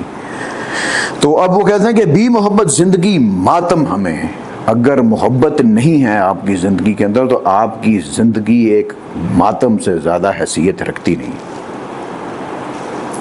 कारोबार है श्रेष्ठ और नाक मुहकम हमें। तो ऐसे शख्स का जो कारोबार है, उसका जो भी ज़िंदगी इस तरह भी गुजार रहा है वो बिल्कुल नहायत ही घटिया और एक नापुख्ता सी ज़िंदगी जो है वो गुजार रहा है।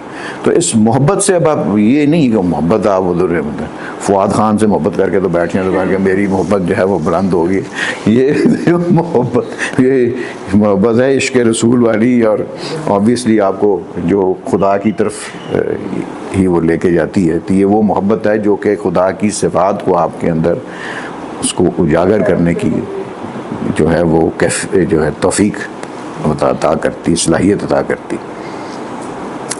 इश्क सैकल मीज़ानत फरहंगरा जौहर आईना बख्शद संगरा। अब वो कहते हैं कि इश्क की वजह से ही जो वादी सीना का वो मुकाम हासिल होता है वो, और इश्क की जो है वो आपको यद बैज़ा, जो हज़रत मूसा का एक मौजज़ा तो उनका वो असा का था, और दूसरा ये था कि अपने वो पहलू में हाथ डालते थे, निकालते थे तो सूरज की तरह चमकता था वो। मकसद वो कहते हैं कि वो आपको वो डिवाइन, इसको क्या कहना चाहिए इसे, कई दफ़ा ना एक्सप्लेन करने में दिक्कत थोड़ी सी पेश आती है, यानी कि वो ऐसे कारनामे जो हैं वो डिवाइन के साथ अटैच्ड होने की वजह से ही रूह पजीर होते हैं। उसमें डिविनिटी का उनसर जो है वो शामिल होता है, अदरवाइज वो नहीं रूह पजीर हो सकते हो। सो ये जो है कि इश्क अहले दिल को वादी सीना अता करता है। इससे क्या मुराद है कि इश्क की वजह से आपके दिल जो है वो खुदा की जलवागाह बन जाता है। यानी कि वादी सीना ये वो था जहाँ पे हज़रत मूसा पे वो अल्लाह ताला जो है वो अब जलवागर होते हैं और अपना आप वहाँ पे उसको जो है अपना वो जलवा दिखाते हैं वहाँ पर। तो वो कह रहे हैं कि इश्क is see the thing is this के ये जो इश्क ही एक ऐसा एक मीडियम है जो कि आपको इन्फिनिटी को कंटेन करने की सलाहियत अता करता है, उसको एक्सपीरियंस करने की सलाहियत अता करता है, वो इश्क ही है। तो वो मतलब कि अगर इसको भी आप वो देखेंगे भी मस्जिद कुर्तबा की शेर का, इश्क दिले मुस्तफ़ा, इश्क दमे जिब्राइल, इश्क दिले मुस्तफ़ा, इश्क खुदा का रसूल, इश्क खुदा का कलाम। तो इश्क जो है वो हज़रत वो जो मैसेज हज़रत जिब्राइल लेके आते थे वो इश्क की बदौलत ही लेके आते थे, नहीं तो अदरवाइज़ हज़रत जिब्राइल वो इन्फिनिटी को उसको कैप्टिवेट कर ही नहीं सकते, तो वो इश्क ही है। तो वो जो दिले मुस्तफ़ा है वो भी उसके अंदर वो जो जिब्राइल का मैसेज है वो भी इश्क की वजह से ही उनके दिल में जो था वो कंटिन्यू, नहीं तो वो तो खुदा का तो एक हर्फ भी जो है वो तो इन्फिनिट है। तो मतलब कि आप वो देखें ना कि वो इतना सा वो एक पता नहीं कितना उनका वो जलवा होगा कि वो पहाड़ी सारा हिल गया अपनी जगह से। सो ये सलाहियत जो है ये इश्क की ही वजह से है। ये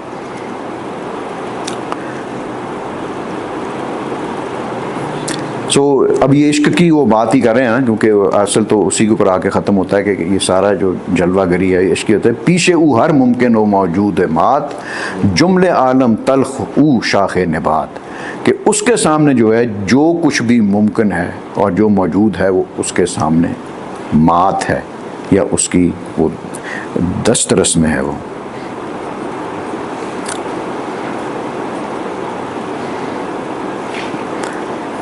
यानी कि पूरी कायनात उसके सामने जो है वो सर निगू है।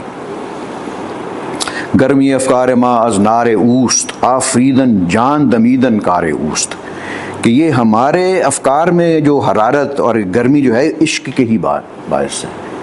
हमारी सोच अब यहाँ पे जो है वो हर आदमी की सोच तो नहीं हो सकती ना, ये ऐसी सोच है जो कि वो तामीराती है, पुरसलाहियत है।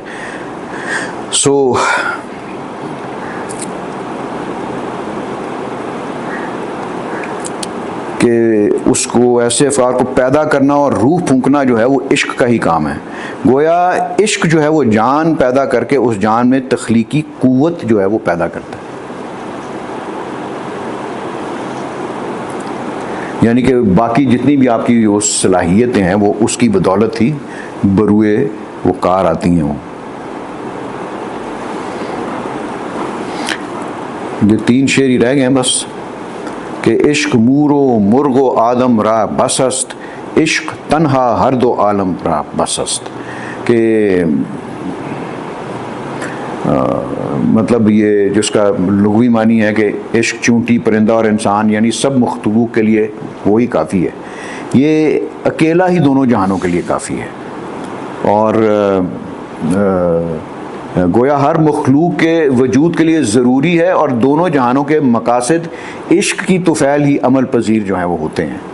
यानी कि जो आपको बेसिकली बताना जा रहे हैं कि हर चीज़ में वो इश्क की बुनियाद होना जो है आपके लिए वो ज़रूरी है तख्लीकी चीज़ के लिए। अब यहाँ पे जो बात आके वो जो करते हैं लास्ट 2 शेरों के अंदर वो 2 अल्फाज इस्तेमाल करते हैं कि दिल बरी बी काहिरी जादूगरी अस्त, दिल बरी बा काहिरी पैगम्बरी अस्त। तो इसके लुग़वी मानी तो वो है, ये लिख रहे हैं कि काहिरी के बग़ैर जो दिल बर है वो महज जादूगरी है। अब यहाँ पे ये दोनों बातों से क्या कर रहे हैं कि काहिरी जो है वो जलाल है और जो दिलबरी है वो हुस्न है। कि किसी भी चीज़ में आप वो देखें उसके अंदर आमेज़िश होगी, वो आर्ट के अंदर, आपकी पोइट्री के अंदर, एवरीथिंग के अंदर, उसके अंदर ये जो जितनी भी फाइन आर्ट्स है आपके अंदर आमेज़िश होगी किस चीज़ की, 2 चीज़ों की, जलाल और जमाल की। तो मतलब इसका वो ये कह रहे हैं कि हुस्न में अगर अपने तहफ़्फ़ुज़ की कुव्वत ना हो तो वो दिलकशी, दिल फरेबी और नज़र फरेबी के लिहाज से बेशक बहुत हसीन तो हो सकती है वो चीज़, लेकिन हकीकी मानों में उससे हुस्न नहीं कहा जाएगा। हकीकी हुस्न वो है जिसमें जलाल और जमाल यानी कि काहिरी और दिलबरी दोनों हों, और जब दोनों सिफ़ात इसमें होंगी तो वो पैगम्बरी शान का हामिल होगा। दूसरे लफ्ज़ों में पैगाम बर के लिए ज़रूरी है कि वो किसी पैगाम को आगे पहुँचाकर उसको अमल में लाने की क़ुव्वत रखता हो। बताएं इसका कि जो नहीं समझ में आई आपको। सर हुस्न कैसे अपना तहफ़्फ़ुज़ करता है, इसका क्या मिसाल है? देखे ना, नहीं हुस्न अपना वो नहीं कर सकता, तहफ़्फ़ुज़ नहीं कर सकता हुस्न अगर वो उसके अंदर वो काहिरी भी ना हो। वो आपको एक तो आप ये देखें या इसको साफ करना कि सारी आर्ट के अंदर ये 2 चीज़ें हैं। यानी कि आप खुदा की सिफ़ात को भी देख लें तो आप उनको 2 हिस्सों में डिवाइड कर सकते हैं।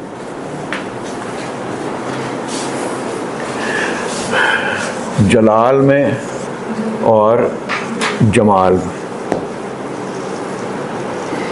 जिस तरह वो खुदा की सिफ़त है कि वो अल काहिर है,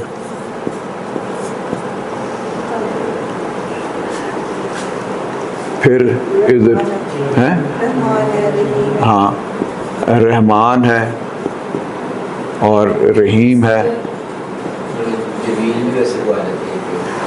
बाकी ने वो तो बात की है ना, लेकिन आप ये देखें ना, अल काहिर है, अल जब्बार है, ये सारी सिफ़ात जो हैं ये पावर वाली हैं। वो हैं हाँ, तो वो ज़ुल जलाले वल इकराम में तो वो दोनों आ गई। इकराम जो है वो करम से आ गया, करीम से आ गया, और जलाल जलाल से आ गया। तो यानी कि वो उसमें वो इस नाम के अंदर जो हैं वो दोनों सिफ़ात जो हैं वो अल्लाह ताला के उसका इजहार है कि वो जलाल भी है और जमाल भी है उसके अंदर। आर्ट के अंदर भी उलमा कहते हैं कि यही सिफ़ात होनी चाहिए, ब्यूटी एंड मैजेस्टी।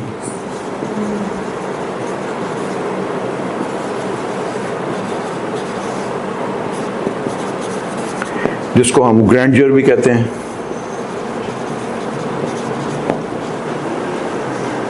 यानी कि वो ये मसलन इस पेंटिंग को आप वो देखें, उसके अंदर ब्यूटी भी है अपने एक तरीके से, बट उसके अंदर पावर ज़्यादा है कि नहीं उसमें? लेकिन उसको आपको देखें, आपको लगेगी it you know look also look beautiful और अट्रैक्टिव टू यू। वो उसका ये एस्पेक्ट है जमाल का। और उसके वो जो साथ ही उसकी जो मिला हुआ है वो जलाल, उसके अंदर पावर मिली हुई उसके अंदर, पेंटिंग के अंदर। सो ये जो बात कर रहे हैं कि वो जो कह रहे हैं कि पैगंबरी शान का हामिल होगा, ये दोनों सिफात जब उसके अंदर शामिल होंगी तो फिर वो पैगंबरी शान का या वो रख सकता है। कि दूसरे लफ्ज़ों में पैगंबर के लिए ज़रूरी है कि अगर वो किसी पैगाम को लेके आता है तो उसमें अमल को लाने की ताकत भी होनी चाहिए। वो अलामा वो क्या कहते हैं एक जगह पर, वो कहते हैं कि religion without power is a mayor philosophy.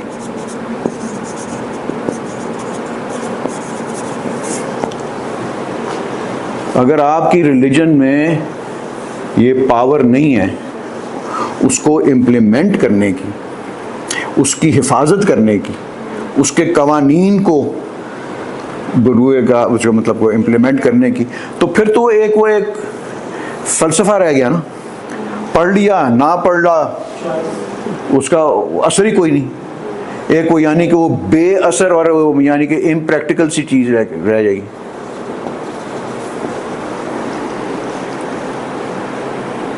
And likewise जब भी आप किसी आर्ट को देखें तो उसमें ये चीज़ ज़रूर ज़हन में रखें कि उसके अंदर पावर कितनी है और उसके अंदर ब्यूटी कितनी है। वो दोनों चीज़ें होंगी तो वो आपको उसमें नज़र आएगा। But the other thing is this that beauty से अब इस चीज़ को आप वो मत लें कि सिर्फ मतलब बहुत ही कोई खूबसूरत चीज़ है उनसे। There is beauty in ugliness also.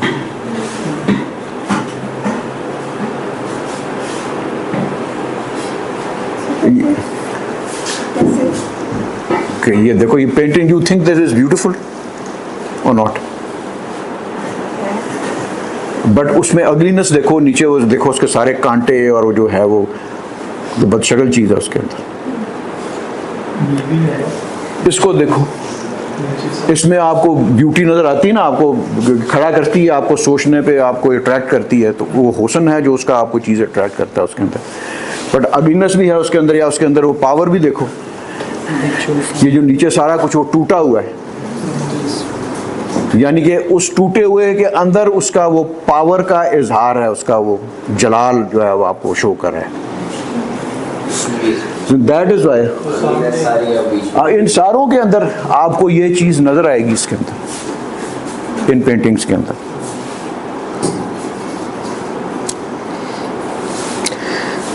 लेकिन इनमें ये होता है कि आप ये देखें कि जो पावर का एलिमेंट जो है ना वो ज़्यादा होता है।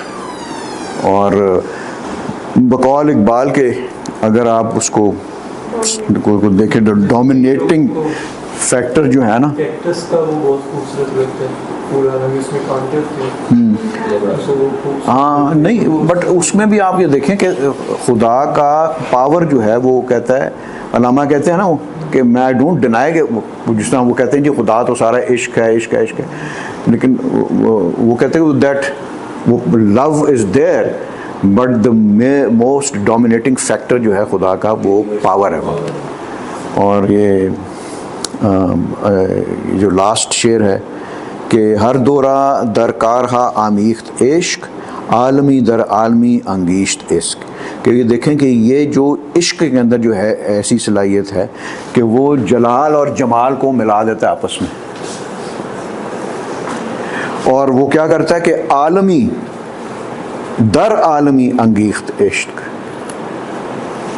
कि वो एक आलम ये है और एक आलम जो है वो हुस्न का है, एक आलम जलाल का है, तो वो मिला देता है आपस में, दोनों को इकट्ठा कर देता है वो अपने इजहार के अंदर। ये इश्क की वजह से सलाहियत पैदा होती है। सो अल्लामा का ये शेर हैं कि खुदी से मर्दे खुद आगाह का जलाल व जमाल, यानी कि उसके अंदर जलाल भी है जमाल भी है, कि ये किताब है बाकी तमाम तफसीरें। किताब उसकी क्या है, वो खुद है, वो खुद ही है उसकी, मर्द खुदा का जो है। लेकिन ये देखें, ये जो अल्लामा की एक नज़म है, ये किसके ऊपर बेस्ड है?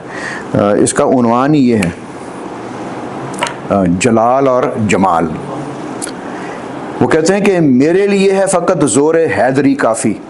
ये जलाल की बात कर रहे हैं ना, मतलब मेरे लिए तो यही काफ़ी है। तेरे नसीब फ़लातून की तेज़ी इदराक, तू फ़लातून और तेज़ी इदराक को लेके बैठा रहे, तो मुझे तो पावर चाहिए, जो पावर ने सब कुछ मोड़ कर आ देना आपने। वो एक सीरियल आता था, वो गेम्स ऑफ थ्रोन का, उसका किसी ने क्लिप निकाला हुआ था कि वो बंदा, वो हम सुनते आए हैं कि नॉलेज इज़ पावर, तो वो जो होती है वो जर्जीज, तो वो कहती है कि अपने गार्ड्स को कि इसके गर्दन पे वो रख दो छुरी, तो वो मारने लगती है, तो उसको आके पास आके कहती है power is power, knowledge is not power. तो ये अल्लामा भी वही क्या है बात कर रहे हैं कि यार तू भाई रख मेरे वास्ते हज़रत अली तलवार का भी वर्के ने नहीं कटना, तलवार ने कटना। लेकिन अल्लामा ने बात तब की जब वो नॉलेज हासिल कर चुके थे, मतलब वो उनके पास इल्म था तब उन्होंने बात की। हाँ, वो उनको इल्म था कि इल्म जो है वो पूरी तरह कारगर नहीं होगी, तलवार ही होगी। बट वो देखे ना, अगर आपके पास उस पावर को बैलेंस करने के लिए अगर आप में वो कैपेसिटी नहीं है, फिर तबाही है। हाँ, फिर कहते हैं मेरी नज़र में यही है जमाल व ज़ेबाई कि सर्ब सजदा है कुव्वत के सामने अफलाक, कि मेरे नज़र मेरे सामने जो है वो हुस्न और उसकी ज़ेबाई यही है कि उसकी कुव्वत के सामने पूरी कायनात जो है सजदा कर। मतलब कि कायनात जो खुदा की कुव्वत है उसके अंदर उनसर, उसका जो अपना जो बनावट होगी वो ठीक है, उसका अपना उस सब जगह है, लेकिन कंट्रोल पावर से ही होती है। But again this thing is this के वो पावर की एक कोई उसके अंदर वो अदल भी होना चाहिए, उसके अंदर इंसान की रूह से आप वो देखें तो उसके बगैर वो पावर जो है वो बिल्कुल आपको तबाह कर देती है, कौमों को भी तबाह कर देती है। अब वो कहते हैं कि ना हो जलाल तो हुस्न जमाल बेतासीर, अगर पावर नहीं है तो कोई भी जो हुस्न और जमाल और वो जो सब कुछ उसकी तासीर कुछ भी नहीं है, उसका असर ही कुछ नहीं है उस चीज़ का। जिस तरह आप कंपैरिजन में आप वो देखें, चुगताई की और सादकैन की आर्ट को सामने रख के देख लें, देखिएगा कभी उसको, and you will see that there is only beauty in Chughtai's art, but there is absolute power in Sadiq Khan and beauty also. Even with his grotesque figures and his painting of a cactus की उसकी एक painting जो है ना वो चुगताई की painting पे भारी है उसकी, इतनी पावर है उसके अंदर। ना हो जलाल तो हुस्नो जमाल बेतासीर, मेरा नफस है अगर नगमा ना हो आतिशनाक, कि वो नगमा जिसके अंदर वो जलाल और वो यानी कि वो पावर का उनसर नहीं है, तो वो आतिशनाक यानी कि वो आतिशनाक वो ना हो। आतिशनाक से मतलब उसके अंदर वो पावर ना हो उसके गाने वाले के अंदर, तो वो तो बिल्कुल एक आवाज़ की ना, जिस तरह जो है मेरी जहन में वो तासीर है ना, जिस तरह वो नैयरा नूर थी, वो तो बंदा सुन के मर जाता है उधर ही। सुनना कभी, आई डोंट नो, कभी नैयरा नूर को सुनो तो मियां की आवाज़ निकालती बंदा उधर ही फौत हो जाता। उसके वो बरक्स जो है, you can you know you listen to like Hina Nasrullah और मासूमा एंड, तो उसके देखो उनकी आवाज़ में वो पावर है उसके अंदर। मकसद कहने का ये है कि इम्तजाज होना चाहिए। सिर्फ जो है वो ब्यूटी जो है उसके अंदर आपको ड्राइव करने की कैपेसिटी सिर्फ ब्यूटी में उस तरीके से नहीं होती, अगर उसके अंदर ये पावर का, मैजेस्टी का, ग्रैंडर का एस्पेक्ट वो शामिल हो। अब ये है ना आखिरी जो है ये उसमें वो कहते हैं कि मुझे सज़ा के लिए भी नहीं कबूल वो आग, मुझे ऐसे दोज़ख जो है वो काबिल कबूल ही नहीं है, अगर मैं दोज़ख में भी डाला जाए तो मुझे ऐसी आग कबूल नहीं है कि जिसका शोला ना हो तुंदो सरकश बेबाक।